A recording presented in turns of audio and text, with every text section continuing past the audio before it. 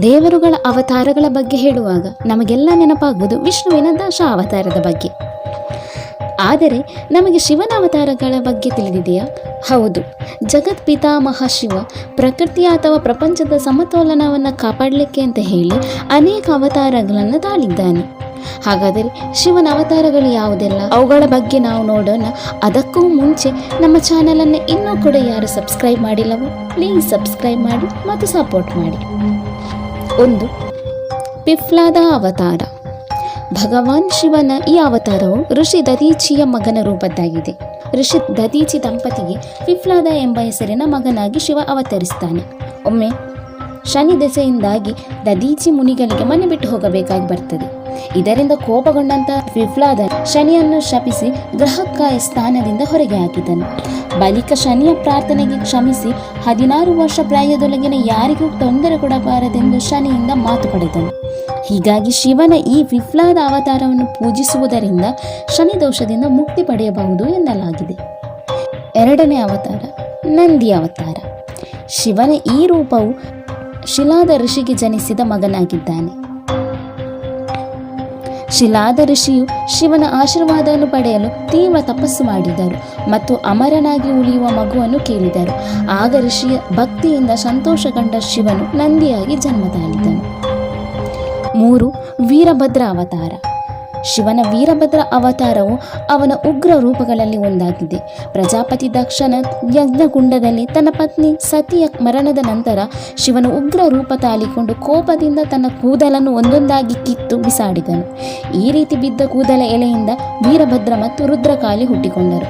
ಕೊನೆಗೆ ಶಿವನ ವೀರಭದ್ರ ರೂಪವು ರಾಜ ದಕ್ಷನ ತಲೆಯನ್ನು ಕತ್ತರಿಸಿತು. 4. ಭೈರವ ಅವತಾರ. ಭೈರವ ಅವತಾರವು ಶಿವನ ಉಗ್ರ ಅವತಾರಗಳಲ್ಲಿ ಒಂದಾಗಿದೆ. ದಂಡಪಾಣಿ ಎಂಬ ಕರೆಯಲ್ಪಡುವ ಭೈರವ ಅವತಾರವು ದುರಾಸೆ, ಕಾಮ ಮತ್ತು ಸೊಕ್ಕಿನವರನ್ನು ಶಿಕ್ಷಿಸುತ್ತದೆ. ಈ ಋಣಾತ್ಮಕ ಲಕ್ಷಣಗಳು ಸಾಮಾನ್ಯವಾಗಿ ಒಬ್ಬರ ಅವನತಿಗೆ ಕಾರಣವಾಗುತ್ತವೆ ಮತ್ತು ಇದುವೇ ಭೈರವ ಅವತಾರದ ಉದ್ದೇಶ. ಬ್ರಹ್ಮನಿಗೆ ತಾನೇ ಶ್ರೇಷ್ಠನೆಂಬ ಅಹಂಕಾರವಿತ್ತು. ಆಗ ಶಿವನು ಇದೇ ಭೈರವ ಅವತಾರನೆತ್ತಿ ಬ್ರಹ್ಮನ 5ನೇ ಶಿರಸ್ಸನ್ನು ಕಡಿದನು. ಅಲ್ಲದೆ ಮತ್ತೊಂದು ಕಡೆ ಸತಿಯ ದೇಹದಿಂದ ತುಂಡರಿಸಿದ ತುಂಡುಗಳಿಂದ ನಿರ್ಮಾಣವಾದ ಶಕ್ತಿ ಪೀಠಗಳನ್ನು ಸಂರಕ್ಷಣೆ ಮಾಡುವ ಹೊಣೆ ಕೂಡ ಭೈರವ ಅವತಾರಕ್ಕೆ ನೀಡಲಾಗಿದೆ. 5ನೇ ಅವತಾರ ಅಶ್ವತ್ಥಾಮ ಅವತಾರ. ಗುರು ದ್ರೋಣಾಚಾರ್ಯರು ಶಿವನನ್ನು ಮೆಚ್ಚಿಸಲು ತೀವ್ರ ತಪಸ್ಸು ಮಾಡಿದರು. ಭಗವಂತ ತನ್ನ ಮಗನಾಗಿ ಜನಿಸಬೇಕೆಂದು ಅವರು ಬಯಸಿದ್ದರು. ಆದ್ದರಿಂದ ಗುರು ದ್ರೋಣಾಚಾರ್ಯರ ಭಕ್ತಿಯಿಂದ ಸಂತಸಗೊಂಡಂತಹ ಶಿವನು ಮಹಾಭಾರತದಲ್ಲಿ ಪ್ರಮುಖ ಪಾತ್ರ ವಹಿಸಿದ ಸಮರ್ಥ ಯೋಧನಾದ ಅಶ್ವತ್ಥಾಮನಾಗಿ ಜನ್ಮ ತಾಳಿದರು. ಅಲ್ಲದೆ ಮತ್ತೊಂದೆಡೆ ಈ ರೀತಿ ಉಲ್ಲೇಖವಿದೆ: ಸಮುದ್ರ ಮಂಥನದ ನಂತರ ಹಾಲಾಹಲ ಕುಡಿದ ಶಿವನಿಂದ ಹೊರಹೊಮ್ಮಿದ ವಿಷಪುರುಷನೇ ನಂತರ ದುಷ್ಟ ಕ್ಷತ್ರಿಯರನ್ನು ಕೊಲ್ಲಲು ಆಶೀರ್ವಾದ ಪಡೆದು ಭಾರದ್ವಾಜರ ಮೊಮ್ಮಗನಾಗಿ ಜನಿಸಿದನು. ಇದೇ ವಿಷಪುರುಷನೇ ದ್ರೋಣ ಮತ್ತು ಕೃಪಿಗೆ ಮಗನಾಗಿ ಜನಿಸಿದ ಅಶ್ವತ್ಥಾಮ ಎನ್ನಲಾಗುತ್ತದೆ. 6ನೇ ಅವತಾರ ಶರಭ ಅವತಾರ. ಹಿರಣ್ಯಕಶಿಪು ಎಂಬ ರಾಕ್ಷಸನನ್ನು ಕೊಂದ ನಂತರ ವಿಷ್ಣುವಿನ ಅವತಾರವಾದ ಉಗ್ರ ನರಸಿಂಹನನ್ನು ಶಾಂತಗೊಳಿಸಲು ಶಿವನ ಈ ರೂಪವನ್ನು ತಾಳಿದರು. ಸಿಂಹ ಮತ್ತು ಪಕ್ಷಿಯನ್ನೊಳಗೊಂಡ ಕಾಯದ ಶರಭ ಅವತಾರವಿದಾಗಿದೆ. ಈ ಅವತಾರವನ್ನು ಶರಬೇಶ್ವರ ಅಥವಾ ಶರಬೇಶ್ವರ ಮೂರ್ತಿ ಎಂದು ಕೂಡ ಕರೆಯುತ್ತಾರೆ. 7ನೇದು ಗೃಹಪತಿ ಅವತಾರ. ಭಗವಾನ್ ಶಿವನ ಗೃಹಪತಿ ಅವತಾರವು ನರ್ಮದಾ ದಡದಲ್ಲಿ ವಾಸಿಸುತ್ತಿದ್ದ ವಿಶ್ವನಾರ್ ಎಂಬ ಋಷಿ ಮತ್ತು ಅವನ ಪತ್ನಿ ಸುಚಿಸ್ಮತಿಗೆ ಜನಿಸಿದ ಮಗನಾಗಿದ್ದಾನೆ.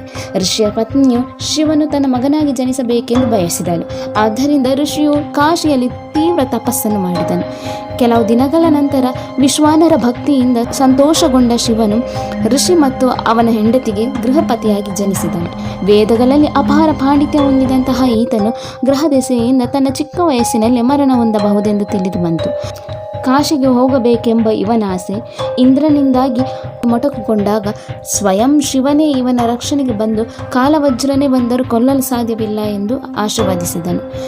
ಗೃಹಪತಿ ಆರಾಧಿಸುತ್ತಿದ್ದ ಶಿವಲಿಂಗವು ನಂತರ ಅಗ್ನೀಶ್ವರ ಲಿಂಗ ಎಂದು ಕರೆಯಲಾಯಿತು. ಶಿವನ ಗೃಹಪತಿಯನ್ನು ಎಲ್ಲ ದಿಕ್ಕುಗಳ ದೇವತೆಯನ್ನಾಗಿ ಅನುಗ್ರಹಿಸಿದ. 8ನೇದು ದುರ್ವಾಸ ಅವತಾರ.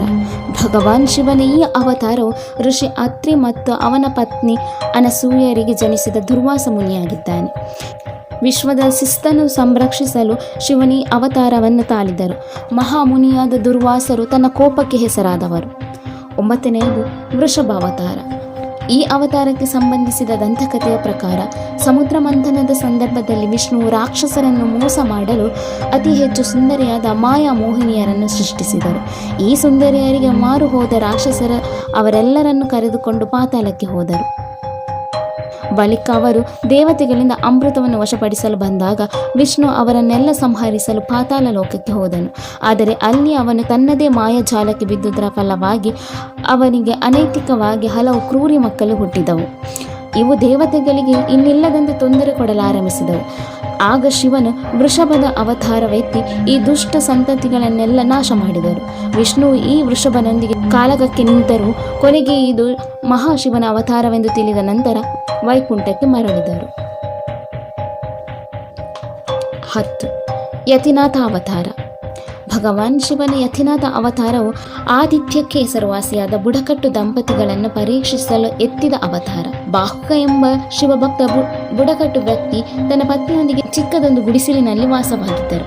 ಒಂದು ದಿನ ಶಿವನು ಯತಿನಾಥನೆಂಬ ಅತಿಥಿಯಾಗಿ ಗುಡಿಸಲಿಗೆ ಭೇಟಿ ನೀಡಿದನು. ಗುಡಿಸಲು ಚಿಕ್ಕದಿದ್ದ ಕಾರಣ ಯತಿನಾಥನಿಗೆ ಒಳಗೆ ಮಲಗಲು ಹೇಳಿ ತಾನು ಗುಡಿಸಲಿನ ಹೊರಗೆ ಮಲಗಿದ್ದನು. ಈ ವೇಳೆ ಕ್ರೂರ ಮೃಗವೊಂದು ಹೊರಗಿದ್ದ ಆಹುಕ್ನನನ್ನು ಕೊಂದು ಹಾಕಿತು. ಈ ನೋವನ್ನು ತಾಳಲಾರದ ಪತ್ನಿ ಕೂಡ ಜೀವತ್ಯಾಗಕ್ಕೆ ಮುಂದಾದಳು. ಆಗ ಯತಿನಾಥನು ತನ್ನ ನಿಜ ರೂಪ ತಾಳಿ ಮುಂದಿನ ಜನ್ಮದಲ್ಲಿ ಅವರಿಬ್ಬರಿಗೂ ನಲ ಮತ್ತು ದಮಯಂತಿ ಎಂಬ ಹೆಸರಿನಲ್ಲಿ ಸತಿಪತಿಯರಾಗಿ ಸೇರುವಂತೆ ಅನುಗ್ರಹಿಸಿದನು. 11. ಹನುಮಾನ ಅವತಾರ. ಹನುಮಂತನನ್ನು ಶಿವನ 11ನೇ ಅವತಾರ ಎಂದು ಹೇಳಲಾಗುತ್ತದೆ.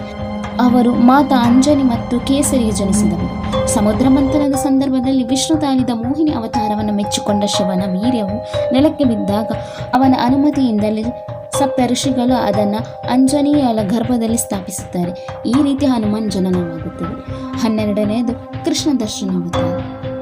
ಭಗವಾನ್ ಶಿವನ ಈ ಅವತಾರವು ಯಾಗದ ಮಹತ್ವವನ್ನು ಮತ್ತು ನಿರ್ಲಿಪ್ತವನ್ನು ಉಳಿಯುವ ಮಹತ್ವವನ್ನು ಒತ್ತಿ ಹೇಳುತ್ತದೆ.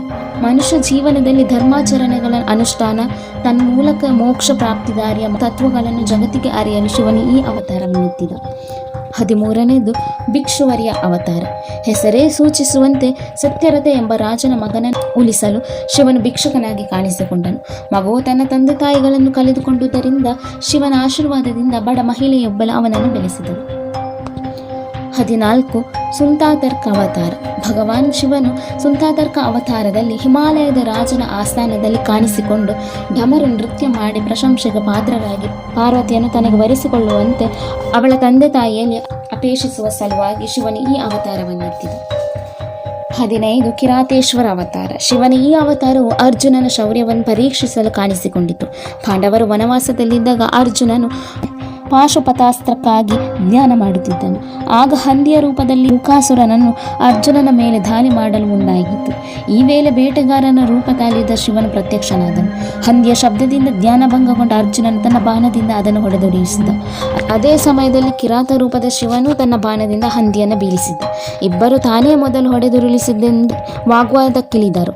ಕೋಪಗೊಂಡ ಅರ್ಜುನನು ಶಿವನೊಂದಿಗೆ ಯುದ್ಧ ಮಾಡಿದ. ಅರ್ಜುನನ ಸಾಹಸಕ್ಕೆ ಮೆಚ್ಚಿದ ಶಿವನು ಕೊನೆಗೆ ಅವನಿಗೆ ತನ್ನ ನಿಜ ರೂಪ ತೋರಿಸಿ ಪಾಶುಪತಾಸ್ತ್ರವನ್ನಿತ್ತು ಅನುಗ್ರಹಿಸಿದ. 16ನೇದು ಸುರೇಶ್ವರ ಅವತಾರ.